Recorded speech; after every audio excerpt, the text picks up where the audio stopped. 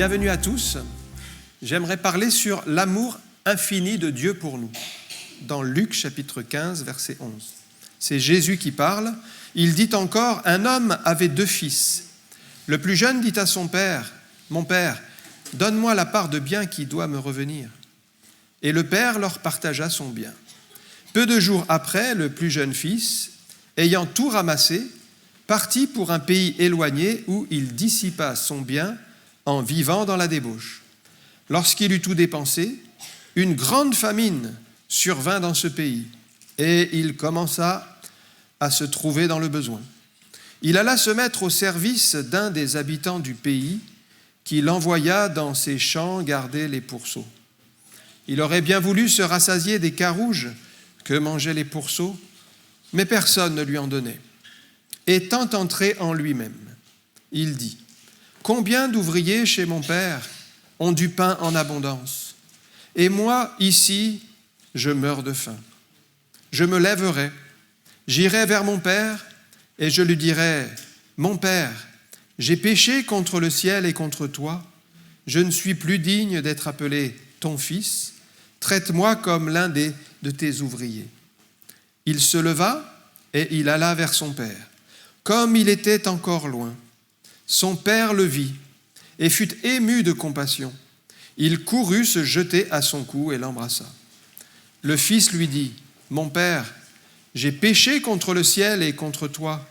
Je ne suis plus digne d'être appelé ton fils. » Mais le père dit à ses serviteurs, « Apportez vite la plus belle robe et revêtez-le. Mettez-lui un anneau au doigt et des souliers aux pieds. Amenez le veau gras et tuez-le. Mangeons et réjouissons-nous, car mon fils que voici était mort et il est revenu à la vie. Il était perdu et il est retrouvé. » Et ils commencèrent à se réjouir. Amen. Nous avons tous un immense besoin d'amour. Ça, c'est notre constitution humaine fait que nous avons besoin d'être aimés. C'est dans notre nature. Et si vous le remarquez, des personnes qui ont manqué d'amour dans leur enfance, parce que peut-être ils ont été abandonnés par leurs parents, parce que peut-être ils ont été rejetés, ou il était un élément dans la famille qui ne convenait pas aux parents, eh bien, ça crée une carence, ça crée une souffrance intérieure, et la personne va se développer avec ce malaise. Pourquoi ? Parce qu'il y a ce besoin d'amour dès l'enfance, dès que l'on est tout petit, d'être aimé par ses parents. Il y a un empereur qui s'appelait Frédéric II de Prusse, qui parlait lui-même 6 langues. Et à l'époque, il a voulu savoir comment les enfants, les bébés qui naissaient, allaient parler spontanément, dans quelle langue ils allaient s'exprimer si personne ne leur parlait. C'était une étrange manière de faire. Il a voulu faire cette expérience, mais ça s'est avéré un échec. Non seulement les bébés, en grandissant, n'ont pas développé la parole, mais en fait, ils ont développé des carences, parce qu'ils n'avaient pas d'affection, ils n'avaient pas de contact, ils n'avaient pas de parole. Et du coup, ils ont développé un retard psychologique, un retard moteur, voire certains sont devenus handicapés, certains sont morts. Ça a été catastrophique. Pourquoi ? Parce que dès l'enfance, on a besoin d'entendre des paroles, mais des paroles d'amour, des paroles qui édifient. Et c'est comme ça que la personne va se construire. Donc sans amour, c'est la mort. Et rien dans ce monde, en fait, ne peut combler réellement ce besoin d'amour. Oui, c'est vrai qu'il y a les parents qui sont là, c'est bien. Des fois, il y a les conjoints qui sont là, il y a les enfants qui sont là, tout ça, c'est un amour. Mais il y a encore, au fond de notre cœur, un désir d'amour encore plus grand que ce que le monde peut procurer. Et cela, nous ne le trouvons pas. Par contre, vous allez le trouver dans la présence de Dieu. Si vous vous approchez de Dieu, vous trouverez un si grand amour qu'il pourra combler vraiment votre cœur. Vous ne le savez peut-être pas, mais Dieu vous aime qui que vous soyez, quelle que soit votre situation. Dieu vous connaît personnellement, il a même des projets pour votre vie. J'aimerais rappeler que nous ne sommes pas le produit du hasard. Nous ne sommes pas venus là au monde comme ça par chance, mais c'est que Dieu a un plan et qu'il a prévu que nous naissions à ce moment-là. Donc si vous êtes né à cette époque, si vous êtes né dans cette famille, si vous êtes là aujourd'hui, c'est parce que Dieu vous aime et qu'il a un plan pour vous. D'ailleurs, un des versets les plus connus de la Bible commence par l'amour, c'est Jean 3,16, « Car Dieu a tant aimer le monde. Voilà, ça c'est l'amour de Dieu, c'est ce qui vient en premier de la part de Dieu. J'aimerais voir juste dans ce texte 4 manifestations de l'amour de Dieu. La première manifestation, d'abord, c'est l'amour de Dieu qui donne. Au début du récit, on voit que le fils va demander à son père une part de l'héritage et le père va lui donner. Donc on sait que le père, c'est une image de Dieu ici. Dieu est comme un père et il va donner à ce fils. Il va lui donner une partie de son bien. Le plus jeune ici, c'est l'image de la personne qui bénéficie de l'amour de Dieu, mais il est dans la maison du père, mais il va rejeter le père pour aller vivre loin de lui, c'est-à-dire l'image de la personne qui veut aller vivre loin de Dieu. Alors, Dieu nous donne toutes choses en abondance. Nous ne le réalisons pas toujours, mais tout ce que nous avons nous vient de Dieu. On n'a rien par nous-mêmes. C'est lui qui nous a donné la vie, c'est lui qui a fait la création, c'est lui qui tient notre vie entre ses mains, et il peut agir sur les saisons, c'est lui qui fait tourner l'univers. Regardez Actes chapitre 14, verset 16, par exemple, c'est un verset de la parole de Dieu. « Ce Dieu, dans les âges passés, a laissé toutes les nations suivre leur propre voie, quoiqu'il n'ait cessé de rendre témoignage de ce qu'il est, en faisant du bien, en vous dispensant du ciel les pluies et les saisons fertiles, en vous donnant de la nourriture avec abondance, et en remplissant vos cœurs de joie. » Tout ce que nous avons nous vient de Dieu, même si nous avons ensemencé dans un champ, il y a une récolte, c'est Dieu qui l'a permis. Si nous avons quelques biens, c'est Dieu qui l'a permis. Et nous devons reconnaître que nous n'avons rien de nous-mêmes, mais que tout est don de Dieu. Dieu a pourvu pour tout pour que nous soyons heureux. Maintenant, l'homme, lui, il ne s'intéresse pas à Dieu en général, il ne cherche pas la volonté de Dieu, il vit sa vie en égoïste, centré sur lui-même. Il ne cherche pas à plaire à Dieu ou à connaître sa parole.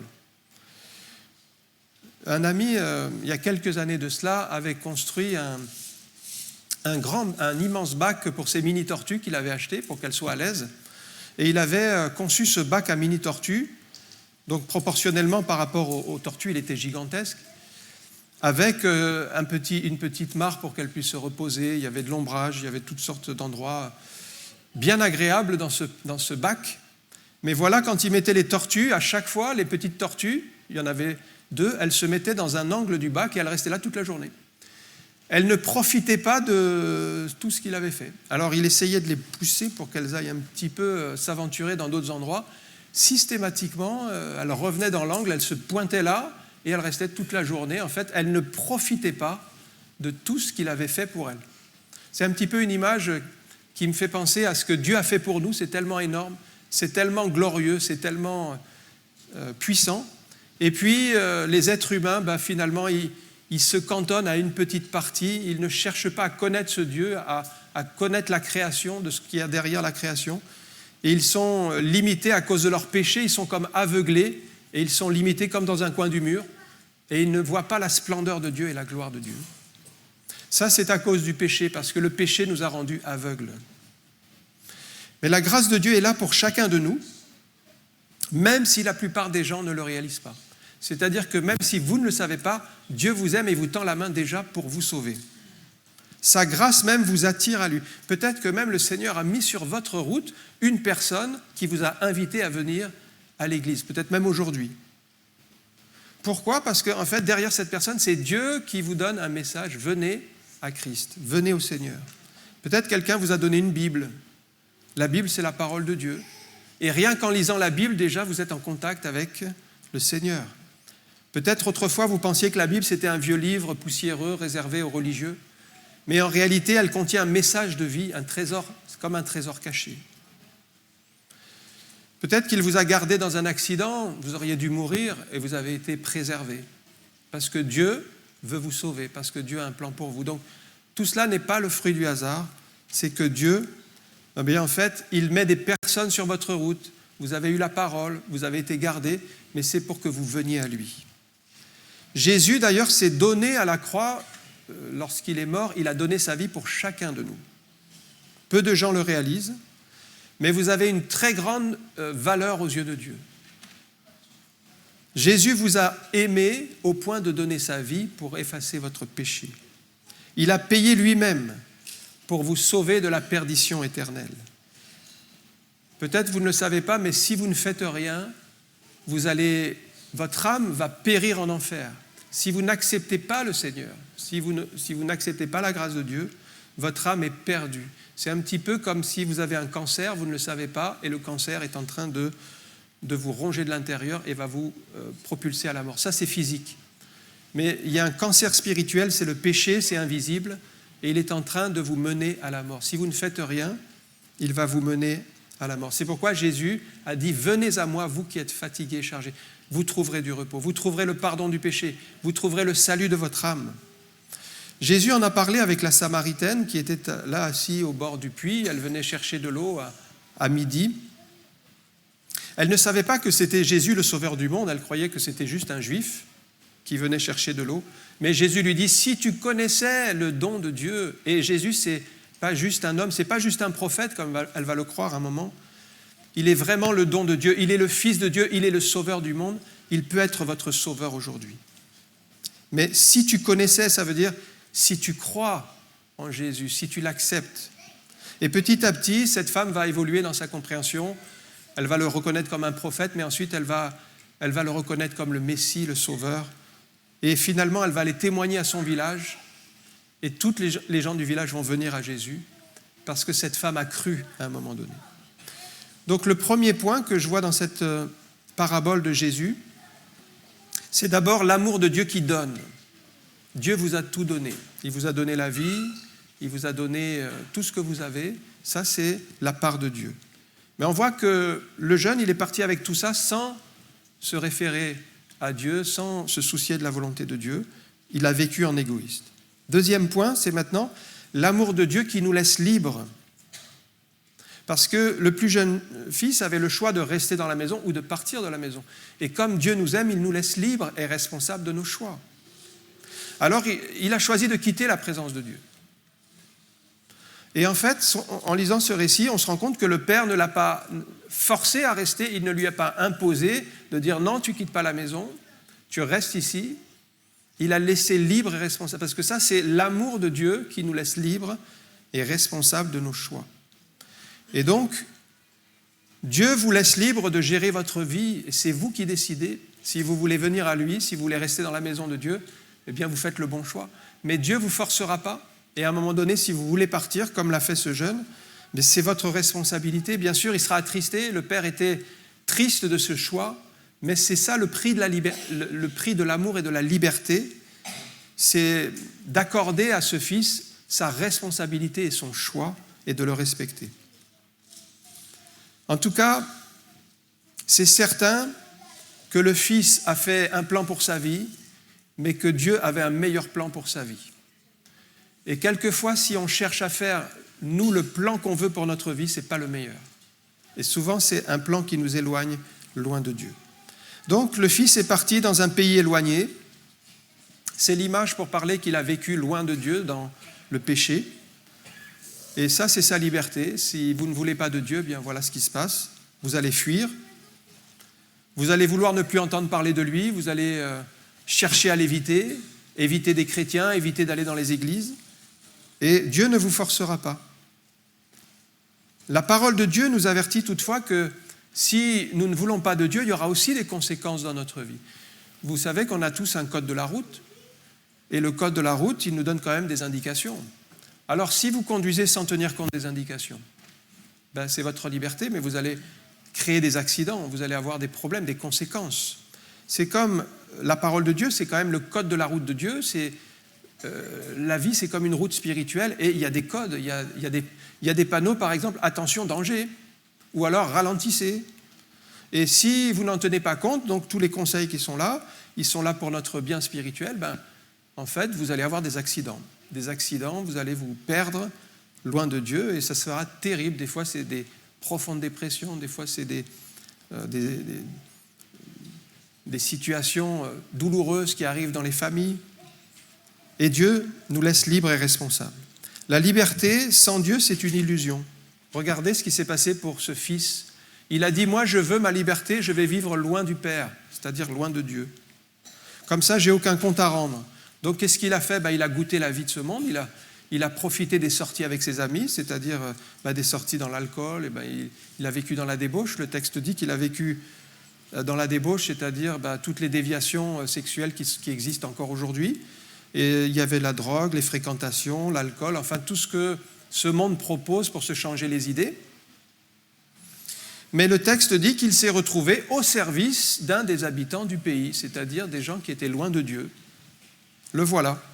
Le voilà qui voulait être libre et qui se retrouve esclave dans un pays éloigné et surtout esclave de ses propres passions et de son péché. C'est ça la réalité spirituelle. Toute personne qui veut vivre libre loin de Dieu se retrouvera enchaînée dans son péché. Jésus le dit dans Jean 8, 34. En vérité, je vous l'ai dit. Quand Jésus dit en vérité 2 fois, c'est que c'est un point fondamental. Il leur répliqua, quiconque se livre au péché est esclave du péché. Voilà la réalité pour celui qui s'éloigne de la maison de Dieu, qui veut vivre sa vie de liberté, eh bien il va se retrouver lié dans son péché. Son entendement va être lié, ses actions vont être liées, ses paroles vont même être liées dans son péché, toute sa personne sera perdue. Chacun est libre de faire ce qu'il veut de sa vie. Vous pouvez décider de vivre sans Dieu comme ce jeune homme. Vous pouvez chercher dans tout ce que le monde propose, et c'est vrai que les années passant, il y a toujours des nouveautés que le monde propose pour être heureux, pour vivre bien, sans Dieu.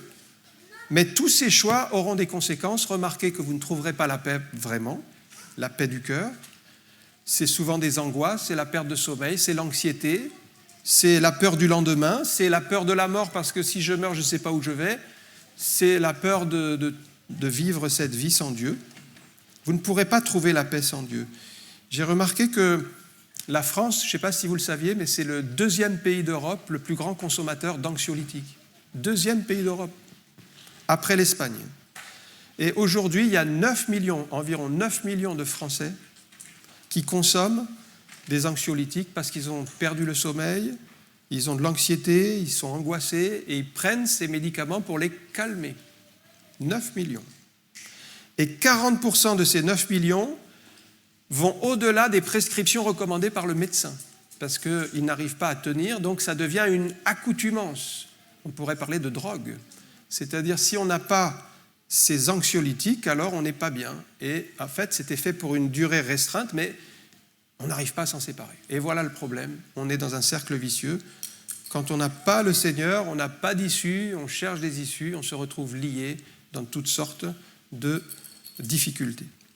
Le 3e point, c'est maintenant l'amour de Dieu qui nous attend. Parce que le Fils, oui, il vit dans la débauche, il s'est retrouvé à garder des pourceaux, il s'est retrouvé dans le péché, loin de Dieu. Garder des pourceaux pour des Juifs, c'était vraiment la chose la pire. Et pendant ce temps, le Père, qui représente Dieu, il attend le retour de son Fils. Ça, c'est l'amour de Dieu qui attend. Pendant tout ce temps, et on ne sait pas combien peut-être des années, ça a duré des années peut-être, où le Fils s'est entêté à chercher à accomplir son propre plan pour sa vie, eh bien, pendant tout ce temps, le Père ne cessait de penser à son Fils qu'il revienne à la maison. Ça, c'est Dieu. Peut-être c'est votre cas aujourd'hui, vous êtes loin de Dieu. Vous pensez que Dieu ne se soucie pas de vous, qu'il ne s'intéresse pas à vous, qu'il ne cherche pas à en savoir sur vous. Vous pensez, mais pourquoi tous ces problèmes me sont arrivés voilà. Mais c'est aussi les conséquences de nos péchés. Mais en tout cas, ce que nous devons savoir, c'est que même si vous êtes loin de Dieu, un peu comme ce fils perdu, vous avez coupé les ponts, ça n'empêche pas que l'amour de Dieu, il demeure toujours pour vous. Et il attend votre retour. Il ne vous forcera pas à revenir, mais il attend votre retour. Et le péché du fils, qui était quand même grave, il a tout dépensé, tout ce que le Père lui avait donné, il a vécu loin de Dieu, dans la débauche. Eh bien, ça n'empêche qu'il avait toujours la même valeur, même dans son péché. Pour le Père, il avait la même valeur que quand il est parti. Il n'avait pas moins de valeur maintenant. Vous voyez, si vous trouvez une pièce de 1 euro qui est là dans les déchets, dans la décharge, elle est abîmée, elle est sale, eh bien, elle vaut combien en valeur ? Elle vaut toujours la même valeur que celle qui est neuve, qui sort de l'usine, elle est toute neuve, elle ne vaut pas plus, en fait. Elle vaut toujours 1 euro. Vous avez toujours la même valeur, même si vous êtes tombé dans votre péché, vous êtes lié, vous êtes là comme ce fils qui est entouré de pourceaux, il est sale, pécheur devant Dieu, il a toujours la même valeur et Dieu attend son retour. Même si vous ne connaissez pas Dieu, lui vous aime déjà. Même si vous ne vous souciez même pas de sa volonté, vous faites tout le contraire de ce qu'il demande, lui, il attend votre retour parce que vous avez toujours cette valeur à ses yeux. Le Père n'a cessé de prier pour son Fils absent. Dieu sait très bien où vous en êtes. Il a vu vos égarements, il a vu vos tâtonnements, il a vu peut-être votre révolte et vous vous êtes éloigné de Dieu sans vous soucier de lui. C'est vrai qu'il ne vous force pas, mais en tout cas, il vous invite. Il vous invite à revenir. Il a envoyé des personnes, il a envoyé des témoins, des personnes qui vous ont parlé de Jésus, vous avez reçu une invitation. Ça, c'est la part de chacun de nous, parce que Dieu nous a laissé sa parole, alors nous transmettons la Bible, nous transmettons des évangiles. Dieu vous a laissé des églises, il y a près de chez vous une église quelque part. Il vous a laissé des messages, il y a Internet avec des messages bibliques, c'est là, c'est disponible. Donc il y a plein d'endroits où on peut s'approcher de Dieu. Et le Fils a quand même attendu d'être au plus bas avant de faire son demi-tour, sa conversion. Mais vous n'êtes pas obligé d'attendre de toucher le fond comme ce jeune fils qui est parti de la maison. Vous pouvez très bien vous repentir là où vous en êtes aujourd'hui, ce n'est pas la peine d'atteindre le fond. Vous n'êtes pas obligé de rester esclave encore plus longtemps. Le Fils même aurait pu revenir plus tôt, on ne sait pas si ça a duré 3, 4 ans, mais si au bout de 6 mois, 1 mois, il avait fait demi-tour, il aurait pu revenir plus tôt à la maison. Mais il s'est entêté jusqu'à toucher le fond. Ne suivez pas son exemple.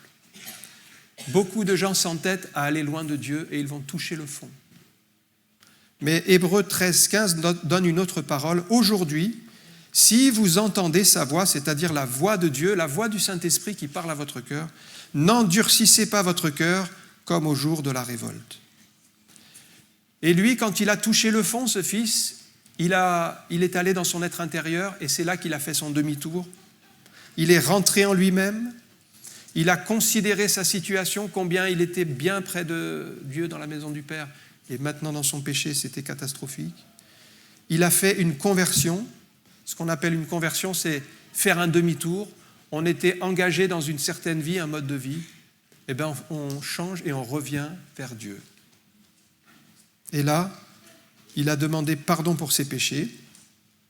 Et là, vous pouvez venir à Dieu et croire que Dieu est le Sauveur et le Seigneur. Il a un plan merveilleux pour vous.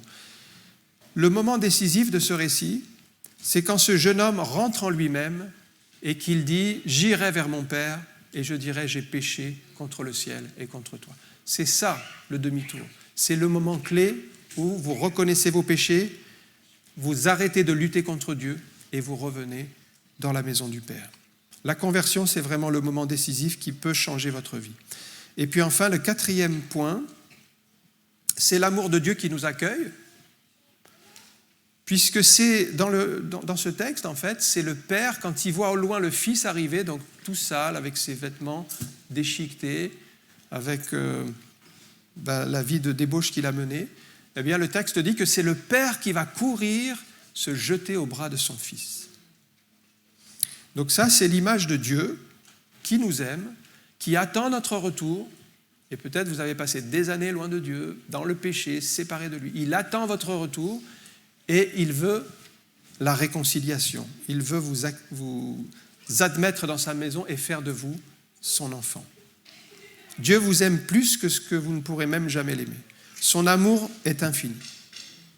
Le père aurait pu faire attendre son fils quelque part, peut-être qu'il aille se changer, qu'il aille se laver avant de le recevoir, peut-être lui faire payer aussi le prix du péché qu'il a commis en partant de la maison de cette manière. C'était pas poli, c'était pas bien la manière dont le fils avait traité le père, donc il aurait pu lui faire payer quelque chose. Dieu sait très bien que vous avez mal agi. Il sait que vous avez vécu dans le péché, peut-être vous avez menti, vous avez trompé votre patron, vous avez vécu dans la débauche. Mais si votre repentance est sincère, quel que soit votre péché, si votre repentance est sincère, il vous accueillera pour un retour à la maison, comme le fils perdu. Le fils est rétabli dans la maison comme s'il n'était jamais parti. On va lui remettre les souliers aux pieds, on va lui mettre la bague qui montre qu'il appartient à la maison, on va lui remettre tout ce qu'il avait perdu. Et si vous venez à Christ, vous recevrez un nouveau vêtement. La Bible, elle dit, c'est un vêtement blanc, c'est un vêtement pur. 2 Corinthiens 5, 17, « Si quelqu'un est en Christ, il est une nouvelle création. Les choses anciennes sont passées, et voici, toutes choses sont devenues nouvelles. » Ça, c'est une promesse pour celui qui vient à Christ. Venez à Christ, vous êtes pardonné de vos péchés, vous recevez un vêtement blanc. Vous êtes une nouvelle création. Et le Père organise un festin, des réjouissances pour son Fils, et la Bible dit qu'il y a beaucoup de joie dans le ciel pour un seul pécheur qui se repent, plus que pour 99 justes qui n'ont pas besoin de repentance. La joie est là. Le fils aîné, si vous lisez la suite, lui, il ne va pas se réjouir, il n'a pas compris la grâce, il n'a pas compris le pardon. C'est pour ça que quand vous venez à Dieu, c'est par grâce. Et il vous faut le recevoir comme un cadeau immérité. Venez à Dieu avec un cœur sincère, il vous accueillera. Si vous venez aujourd'hui, il pardonnera vos péchés, il vous donnera une nouvelle vie, un nouveau départ, et il vous comblera dans son amour.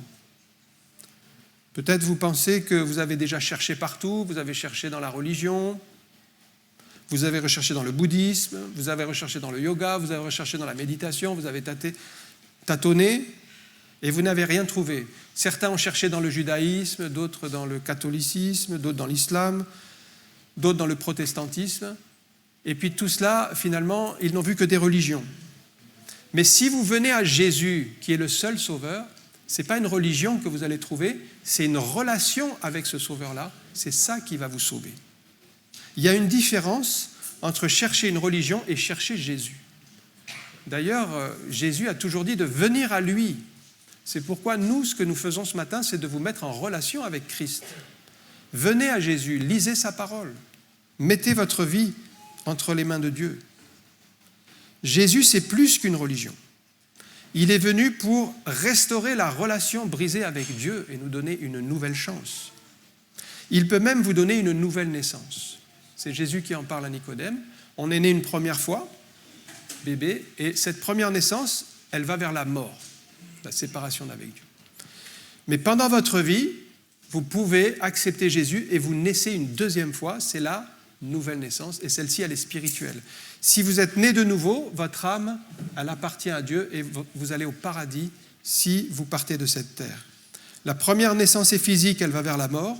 La deuxième naissance est spirituelle, elle va vers le paradis. On va conclure là. On a vu l'amour de Dieu qui n'a pas de limite. Dieu vous aime et veut le meilleur pour vous. Il vous invite à venir à lui, mais il va vous laisser libre. Alors vous pouvez continuer votre vie sans lui, ça c'est votre choix, c'est le choix du fils prodigue, ou soit vous pouvez faire demi-tour. N'attendez pas de toucher le fond, faites demi-tour aujourd'hui. Le diable fera tout pour vous dissuader de revenir à Dieu. Peut-être il vous fera croire que vous n'êtes pas digne de ce demi-tour. Mais le Fils n'était pas digne de revenir. Il a simplement fait ce pas de foi pour revenir vers le Père. Il vous fera croire que vous êtes trop pécheur, que vous êtes trop éloigné de Dieu, que Dieu ne s'intéresse pas à vous. Tout ça, ce sont des mensonges. Le Père attendait le retour du Fils, comme il attend votre retour. Il vous fera même croire que vous serez plus heureux à continuer dans votre voie de perdition qu'à revenir à Dieu, ce qui est un mensonge. Vous ne trouverez pas mieux que la présence de Dieu. Dieu vous attend depuis si longtemps. Aujourd'hui, vous pouvez faire demi-tour et revenir au Seigneur. On va prier quelques instants.